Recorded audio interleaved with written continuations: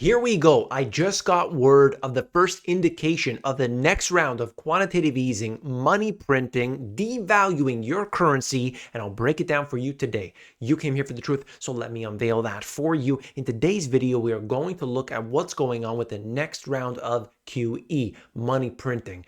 Haven't we just finished this whole round from 2020 and we're trying to slow down on that avalanche that was pouring down, and we were saying, okay, let's give it a break now? Oh, no. We are already talking about the next round. Can you believe it? I'm about to shock you right now. I've been following each and every bit of detail from the Federal Reserve all along. Okay, I've been breaking down these videos for many years. I'm going to show you some crazy stuff today, at least crazy to me.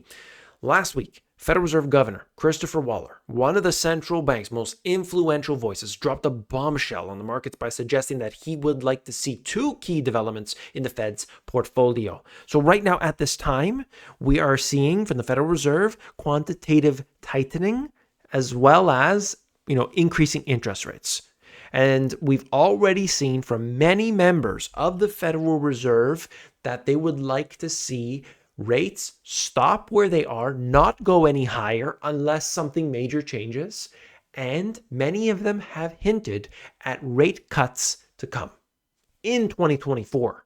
Those are actual voting members of the FOMC, not some random guy, not some YouTuber. I'm talking about voting members of the FOMC. So what we have now is this: the Fed's agency mortgage-backed securities holdings going to zero. That's what he said, and I will give you the actual speech so you can read it in his own words. This is an article that just breaks it down real simple. Secondly, a shift in Treasury holdings towards a larger share of shorter-dated Treasury securities. So get rid of the mortgage-backed securities off the portfolio. Imagine they once at one point had trillions and trillions of this garbage. And now he's saying, let's just get rid of that. There was no need, by the way, for them to buy that all up in 2020. Really no need. And if you remember back during the housing crisis, when they were buying these mortgage-backed securities, they were known as toxic assets. Today, we don't call them that. It's just mortgage-backed securities. But they were literally called toxic assets back then.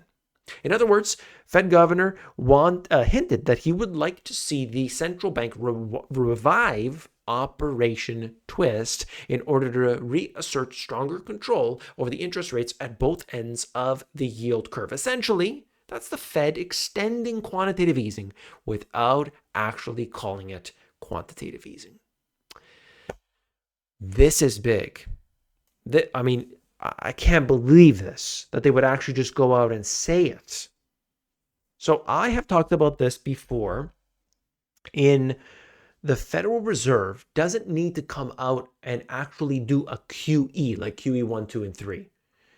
They don't need to do that. They can do a backdoor method, whether it's something like this Operation Twist, or it could be something to the effect of what we saw in 2019 timeframe, where they were doing not QE. So the balance sheet is expanding, but at the same time they're saying we are not doing quantitative easing. The balance sheet was expanding. The Federal Reserve's balance sheet was expanding faster than QE 1, 2, and 3. So they could do something like this, backdoor. Maybe they do keep interest rates like relatively high, but they start to do this quantitative tightening at the slowest pace possible, but simultaneously playing with this, in effect, a next QE beginning. And that doesn't mean they can't do multiple programs at the same time. So if we enter a crisis while they're doing that, they could hit the next level too and say, hey, okay, and we're also going to do this, and we're also going to do that.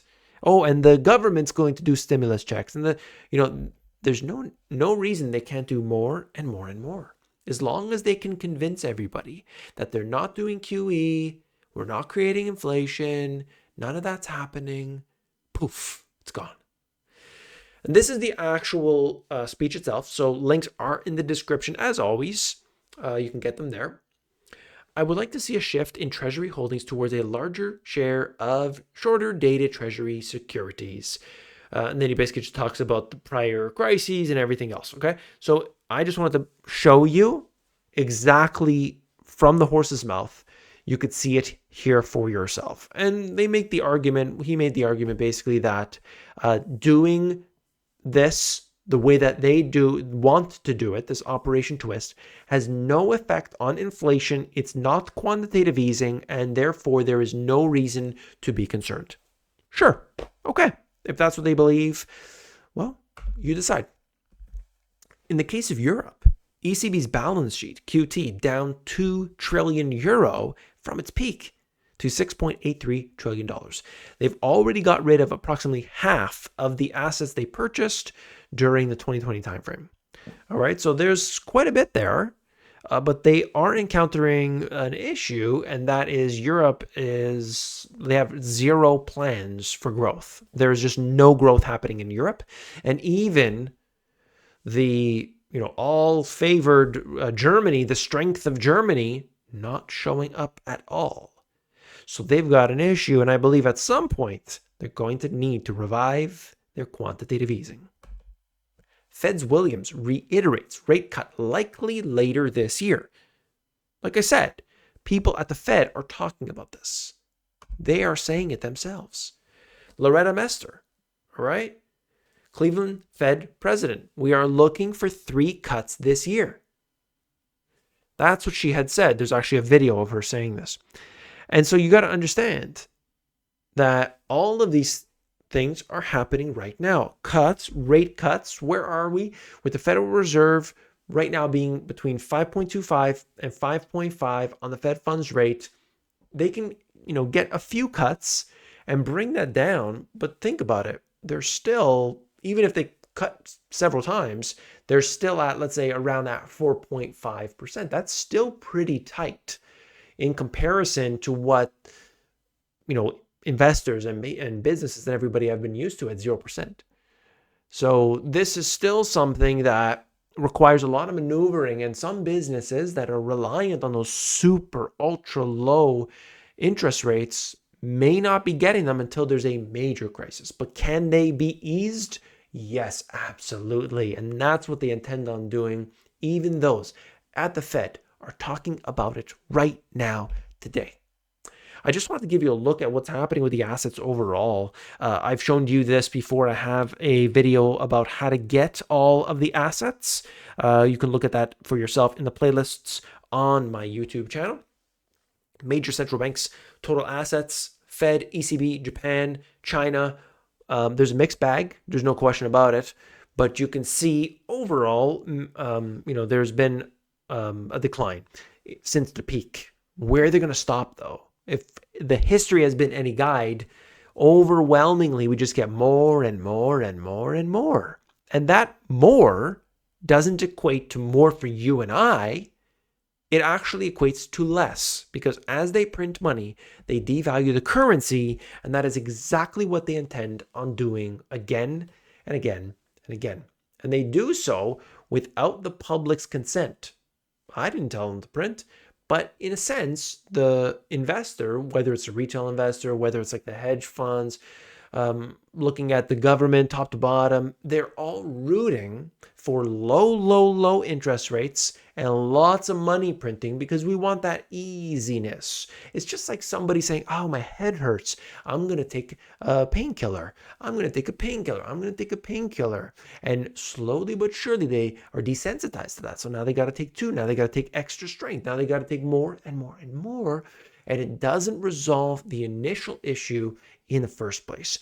That's the problem we have today. Be very careful where your money is. You need to invest appropriately, and that means hedging your bets. That means you have to have this understanding that they want to, whether it's now, whether it's later, they want to inflate your dollars even more.